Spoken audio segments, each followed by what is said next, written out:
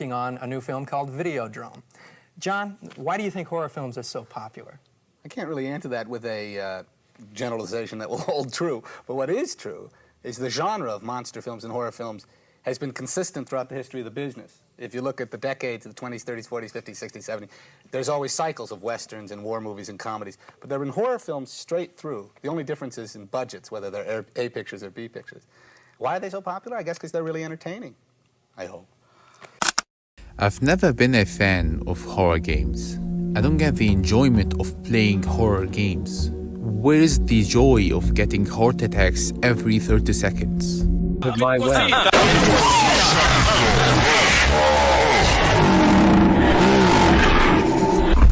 I can hack watching scary movies that are not that threatening, opposed to horror games. With horror movies, you are just spectating, sitting on your couch, just watching. You don't feel that you are in danger. You are not the one who is in control.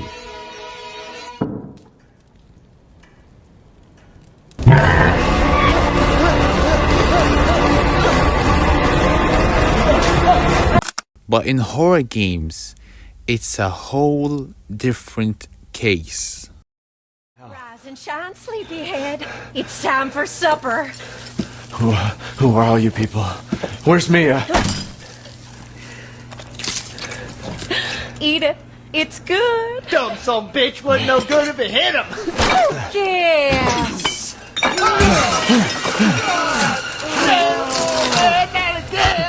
Get out the way, Marguerite.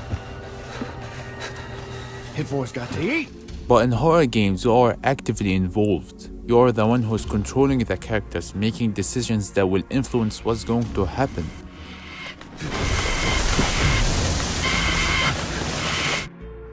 The nature of horror games makes your panic feel more intense, because it feels like it's happening to you. You feel personal tension because you are the one who is being controlled.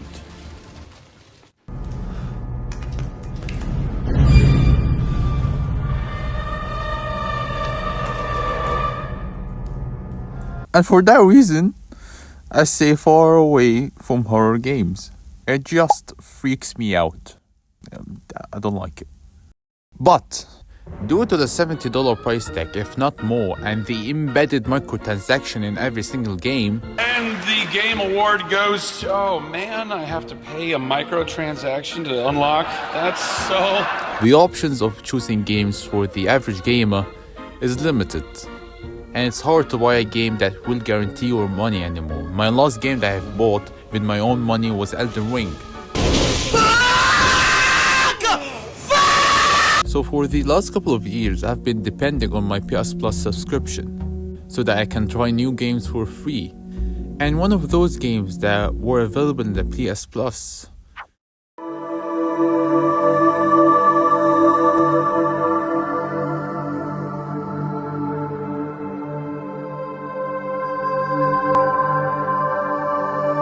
it was impossible to give it a shot. But Resident Evil was unique. A lot of people were giving it props. This was awesome. I had a blast. I played the whole game in like 2 days. This game is spectacular. A truly ground-up redo of Resident Evil 2, and it's absolutely beautiful graphically. And believe me, I'm not that type of a person that is attracted by blockbusters. It was fair to give it a try for a whole new foreign niche that will get me out of my comfort zone. Plus, GTA 6 is not out yet, so if there was a perfect timing, it would be now. This is not how I imagined the first day. At first, I'm not gonna lie, I was still shitting myself.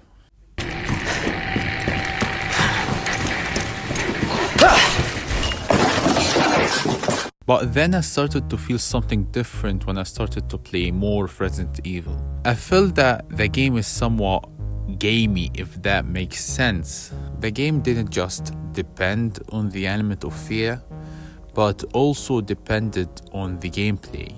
And all of that made me less vulnerable and more in control, but not too much control. You might say there's a sweet spot between them.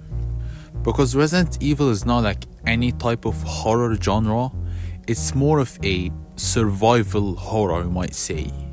Although combat is an essential part of the gameplay, but the player is meant to feel less in control compared to the typical action games.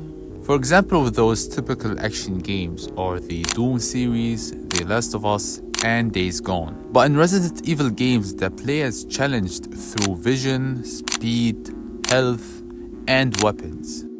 Plus, the player is also challenged to find items that will help him to proceed to the next phase. But for the sake of clarity, I'm gonna break down each facility in its own exhibits. Starting with Exhibit A, Inventory. To manage your inventory well, you'll need to oversee every single item that you obtain. Whether it was resources, health, or weapons, especially with weapons. You can't just go balls to the walls and light up every single zombie that you will lay your eyes on. It's not your Doom Eternal Days Gone-esque. Bullets are scarce. There is cases where you need to save your usage of your weapons. Instead of using your shotgun, use pistol instead, or the opposite. Because it's not a great choice to choose a shotgun against normal zombies due to the low deployment of shotgun bullets. But you do use shotgun against special zombies like the Licker.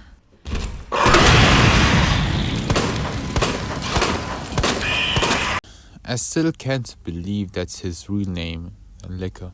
I mean, he looks like it, eh?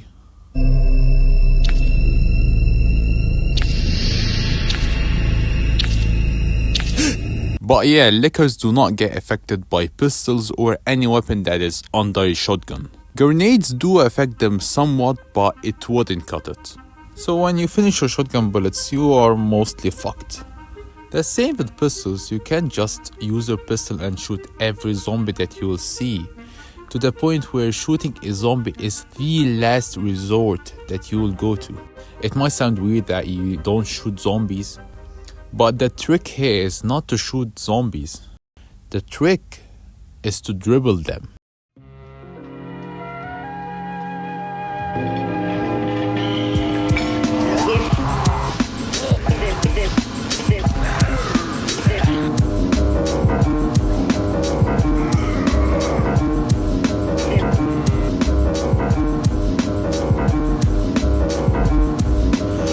There is no need to end your whole clip for a zombie or a two. Just get past them zombies as much as you can. And let's not forget, here we're just talking about weapons. I didn't mention other objects or other items. What materials should I take? Should I use my syringe or save it? Or use it to save more space for my inventory stuff? I'm already scared from the game itself. And now I'm scared from the unknown. Now I'm scared from my inventory being scarce. Wondering what item should I take when proceeding to the next map, when navigating to the next phase. Because you have all kinds of items. You have guns, grenades, keys, and the most complicated one, puzzles. Exhibit B, puzzles. Puzzles are fun and varies between each other. It's rare to find redundant puzzles.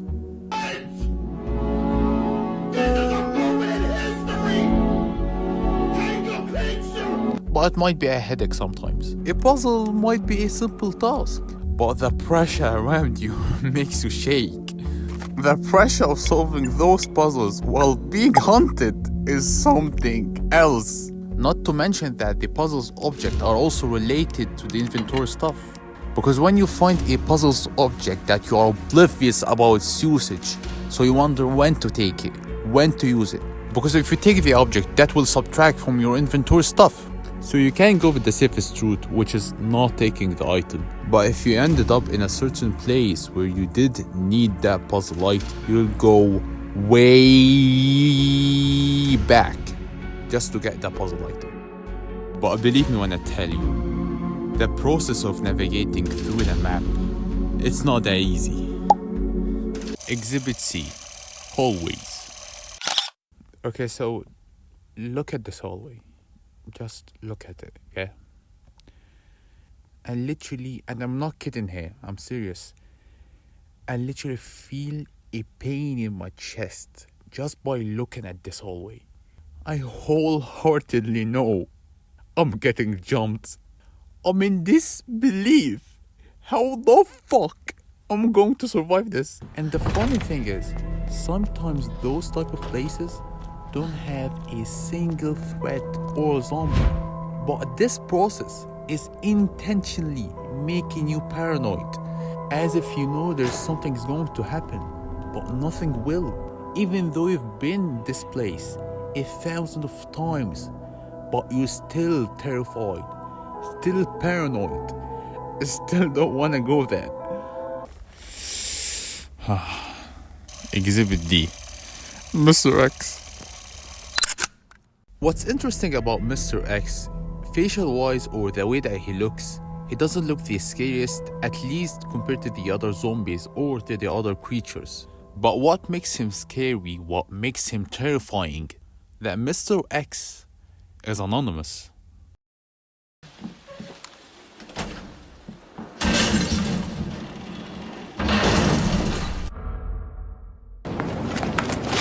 Which begs the question, why the fuck is that Frankenstein looking ass is stalking me? Why the fuck is he chasing me? Why is he so obsessed with Leon? The way that he walks at you, not running, he walks, not mentioning his footsteps. Mr. X's footsteps are mentally stressful.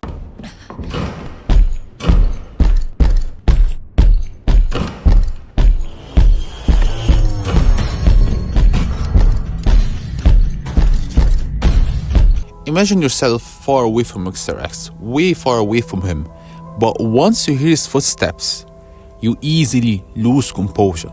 I despise Mr. X's footsteps to the extent where I'd rather fight a horde of zombies by myself than listening to his footsteps. I can survive anything that's horror about this game, but that freak scares me.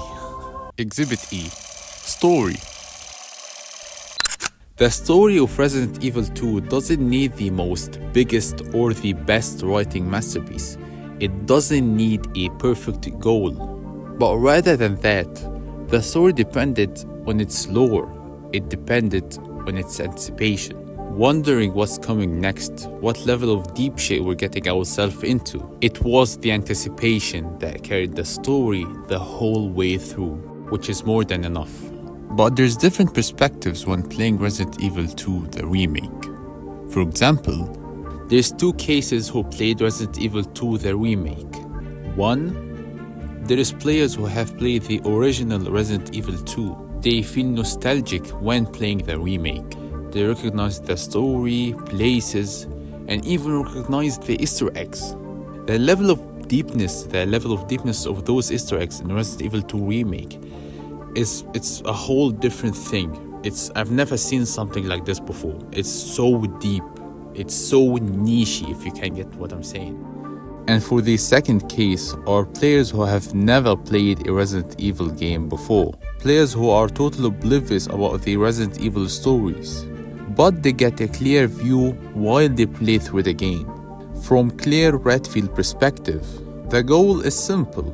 The goal is to look for Chris Redfield and then to protect the little kiddo until we get out of Raccoon City. But from Leon's perspective, the goal is complicated. From Leon's playthrough, we're getting more engagement, more mysterious, and the playthrough is hard. And yeah, I got harder on playing it. Where's Leon when I need him? I mean, the playthrough is harder when playing with Leon, especially when playing with Ada. It's much fun choosing Leon's playthrough. Gets me motivated and excited to see what's next. And excited to see Ada, of course.